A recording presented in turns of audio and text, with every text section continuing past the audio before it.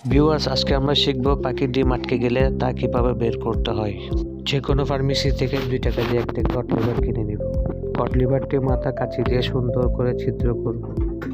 এক হাতে পাখিটা ধরবো, ধরে আস্তে আস্তে আস্তে আস্তে করে সুন্দর করে পাখির যেন চোখে না লাগে ওভাবে আস্তে আস্তে করে খাওয়াই দিতে হবে।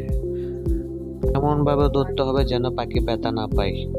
অল্প পরিমাণ যেগুলো বাঁচবে সেগুলো পাখির পায়খানার রাস্তা বা ব্যান্ডে লাগাই দিতে হবে। তারপর পাখিটা হাতের তালুতে আস্তে করে শুয়ে রাখতে হবে। পাখির বুকের হাড়ের নিচ থেকে 2 আঙ্গুল দিয়ে আস্তে আস্তে আস্তে আস্তে করে সামনের দিকে বের করতে হবে। খেয়াল রাখবেন যেন ডিম ভিতরে ভেঙে না যায়। পাখি আঙ্গুলের ইশারায় ডিমটা বের করে ফেলতে হবে। তারপরে শর্টকাটে ডিমটা চলে আসবে। বন্ধুরা, সব রকম পশু পাখির ডিটেলস এবং খবর রাখতে আমার পেজটি ফলো দিয়ে রাখুন। ধন্যবাদ।